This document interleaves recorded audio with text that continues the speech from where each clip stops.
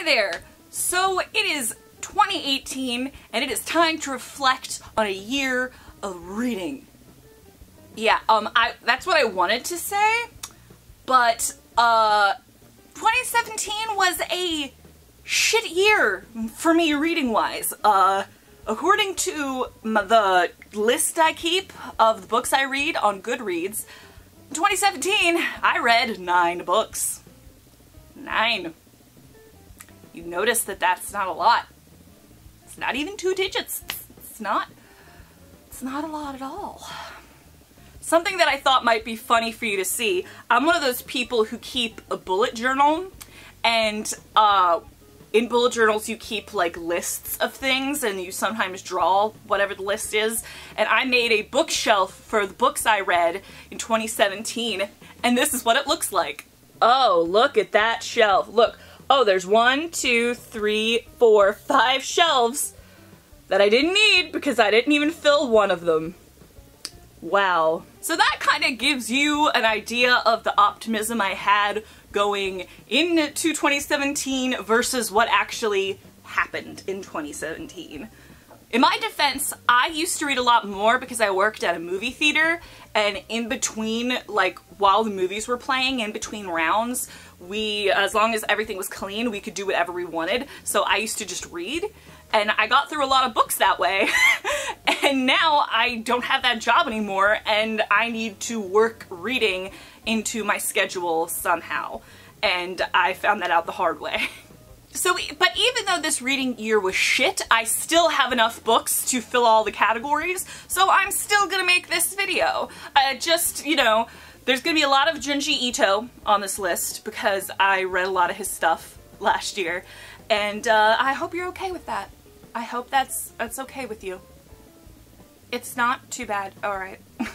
For those of you who may not have seen my last end of the year wrap-up, what I like to do is basically have an award show for the books that I've read the previous year. I have a few different categories, and out of the books that I have read in the past year, I give a book to each category, and I think it's a lot of fun, mostly because I get to pretend like my opinion matters, but maybe you'll agree with me. Let's see. You have to watch to know. Let's go. I moved over to one side because every time I made a video where I would have like a list of things and something appearing in a box to the side of me, I've always been like, hey Emily, when you were filming, why didn't you just move to one side so that way it would be easier for you and part of your head or arm wouldn't get cut off? And I would always tell myself, you know what, next time I film, I'm gonna do that. And I never did it. So hopefully 2018 is the year that I actually remember to do that. The first category is prettiest cover. People always say don't judge a book by its cover, and people are always dumb. A good cover is a great marketing strategy, it's fun to look at, and sometimes just you're in a bookshop and you go, oh, that's pretty, and then you just go and you have to find out what that book's about. This year's prettiest cover goes to Fragments of Horror by Junji Ito. It is a gorgeous cover. Not only is it just pretty because it has sample illustrations from all the manga short stories in the book, but when you physically hold the book, I had a physical copy of the book, it is like embossed with another layer of scary illustrations in like this clear gloss over it. So it's like you're seeing two things. It's crazy. Like, if you ever get a chance to see a physical copy of it, it's nuts. So it had to win prettiest cover. The next category is the book that made me think the most. Sometimes the sign of an interesting read is that you keep thinking about it and reflecting on it after you've read it. My choice this year was It by Stephen King. I reread this book because the movie was coming out, and the thing is though, the reason why I put it in this category isn't because like, oh wow, I really reflected on what the book was about, or there was like a line I couldn't get out of my head.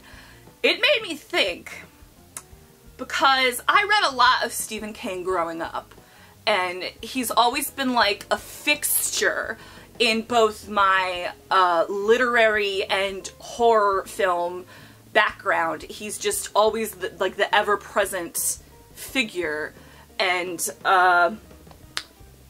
it made me think, did I really like a lot of his books as much as I thought I did? Or did I like them because I was at an age where I just wanted to consume some kind of horror media, and this was media that was available to me, so I like ate it up? Or do I actually like it?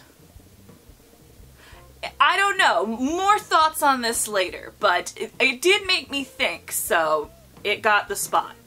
Up next is the book that made me laugh the most. If you can get me to openly chortle while reading your book, you have done your job. Like, that is just, when I read a book that is funny, I just want to be like having pains in my sides. Just, I love a good funny story. This year, I give that spot to Super Mutant Magic Academy by Jillian Tamaki. This book is so fucking funny. I literally just was reading it and cackling like a little witch, and it was great.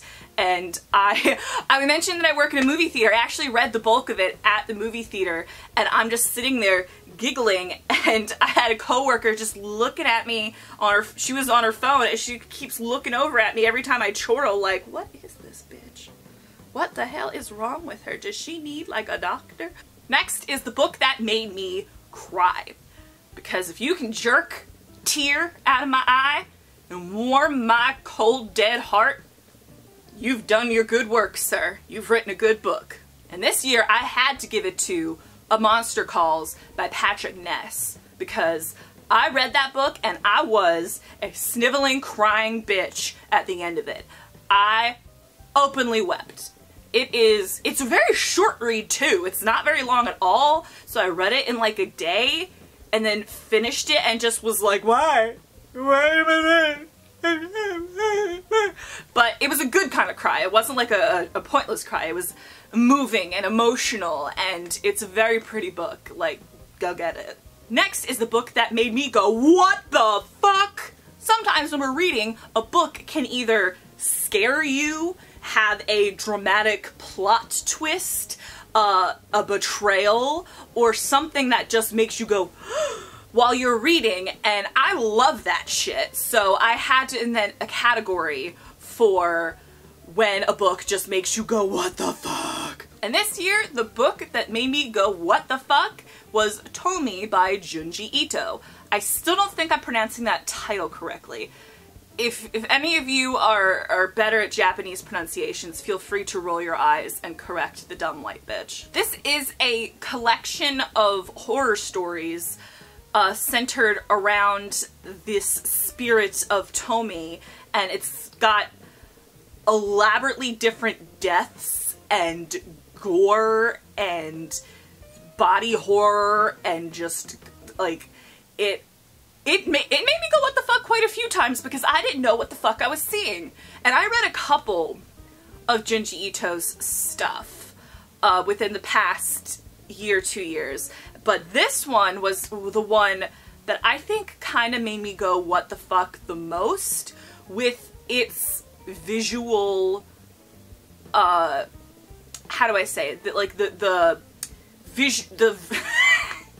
like the actual visual like setup of the scene that would be drawn out made me go like, ugh.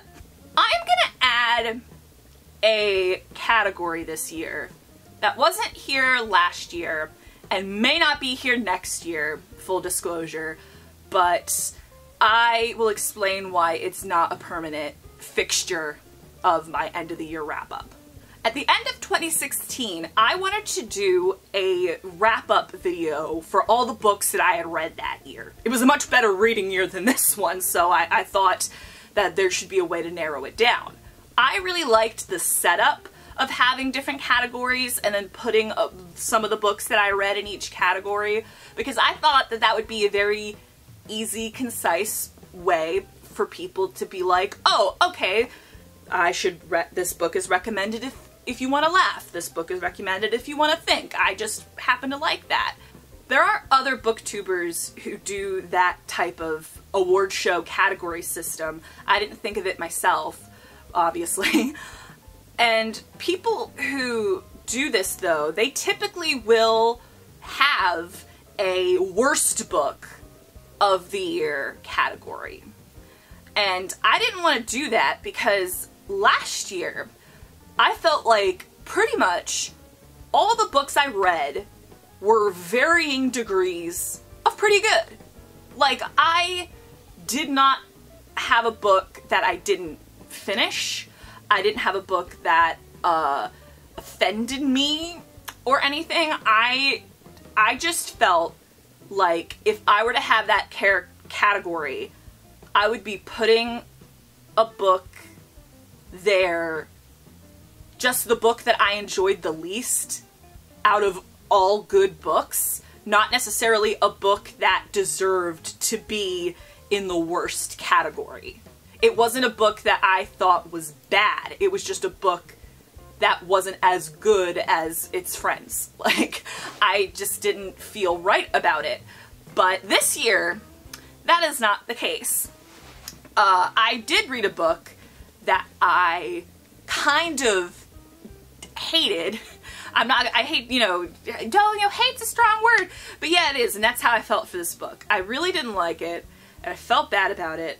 Those of you who watch my reading videos already probably are guessing what it is because I went on a tiny bit of a tangent talking about it. But basically, I'm gonna have a category of book to avoid, and it is gonna be this year, and maybe this year only, who knows, but it's a book to avoid, and I will not have this category if I feel like I didn't read a terrible book. If I feel like none of the books I read, maybe in 2018, none of the books I read will be books to avoid. I would love that to happen again. But this year, there is one book that I think that you should avoid, and it is On the Other Side by Carrie Fletcher. I just have so many feelings about this book. And like I said in my book reviews video where I talked about it, I honestly thought about making just a whole video just freaking laying into this book, but that just felt extra and actually kind of mean. So, and I don't like really make those kind of ranty style videos anyway, so if I made one just for this fucking book, it would be really kind of weird and extra. That's just the only way I felt about it, was it felt extra. And I didn't want to do that, so, but just don't read it. Just don't. Avoid it. Don't. Alright. The big bad last category. A book that I think everybody should read. That I would recommend to everybody. And this year, that book will be Cat Diary by Junji Ito. Now, okay, last year, this category, when I thought up that this is the category that I wanted to use, I picked a book that I thought was important and that everybody should read because I think the content that is in the book should be shared with everybody. Like, everybody should read it. This year, I'm recommending Cat Diary because I think everybody who reads it would like it. If you like animals, if you like goofy, nerdy, comic booky type men, if you like silly situation home comedy, like, it's got everything. It is just adorable, and it's just cute. Like, I feel like if, like, anyone, regardless of reading tastes, like, even if you're sitting there going, I normally only read hard sci-fi, like, I wouldn't like this thing about cats. I don't know why, in my imagination, I had the hard sci-fi fan holding like a pipe. I don't know why I did that, but I did. Yeah, but even your hard sci-fi fan, mister, like, you'd still enjoy Cat Diary because, I mean, unless you don't enjoy cute things and happiness, then I don't know why you wouldn't like Cat Diary. So that is why Cat Diary is the book that I think everybody should read, because I think everybody who reads it would like it. Okay, so those were my books of 2017. Feel free to, in the comments, just go nuts. Feel free to put the categories and then put books that you read that fit into each one. That would be really cool. Feel free to recommend books to me, because I just love book recommendations. If you do a video like this, link your video. I would love to watch it. I genuinely would. Check it out. And if you want to argue in the comments, keep it civil, but on the other side still sucks. Thank you so much for joining me. Like this video if you liked it, subscribe if that's your thing, and I wish you a merry, merry 2018 of reading.